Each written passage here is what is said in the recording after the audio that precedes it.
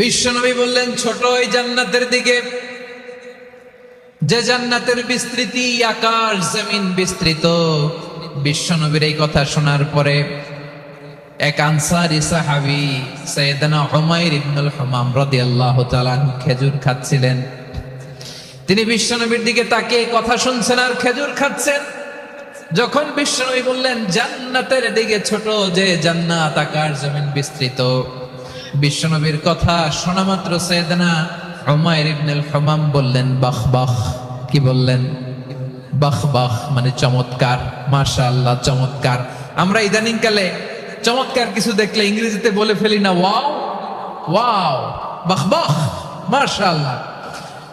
বিশ্বনবী বললেন মা ইয়াহমিলুকা আলা কওলিকা বাহ বাহ ইয়া উমাইর। ও উমাইর, আমার এই কথা শুনে তুমি কেন বললা বাহ বাহ, চমৎকার চমৎকার কেন বললা? সাইয়েদনা উমাইর ইবনে হুমাম রাদিয়াল্লাহু তাআলা আনহু বললেন, ইয়া রাসূলুল্লাহ, আপনার এই কথা শুনে আমি বড্ড খুশি হয়েছি আর আমি প্রত্যাশা করছি আমি যদি ওই জান্নাতের মালিক হতে পারি তাহলে কতই না ভালো হতো। সুবহানাল্লাহ বলেন।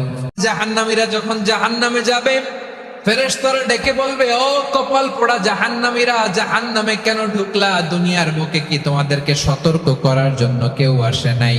কুল্লামা উলকিয়া ফিহা ফাওজুন সাআলাহুম খাযানাতুহা আলাম ইয়াতিকুম নাযীর। সুবহানাল্লাহ পড়েন।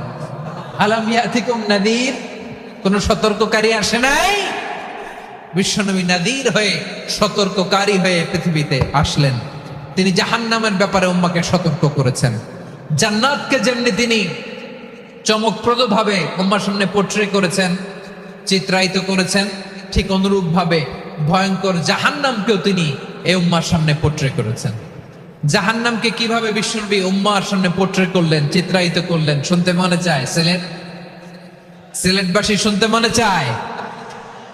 জান্নাতের কথা শুনে যেমনি জান্নাতে যাওয়ার ব্যাপারে আপনারা আগ্রহী হয়েছেন, জান্নাতের নাজ নেয়ামতের কথা শুনে, জান্নাতের ফিচার শুনে যেমনি জান্নাতে যাওয়ার ব্যাপারে আমরা উদ্বেলিত হয়েছি, উচ্ছ্বসিত হয়েছি, জাহান্নামের কথা শুনলে কিন্তু আমাদের কলিজা কেঁপে উঠবে।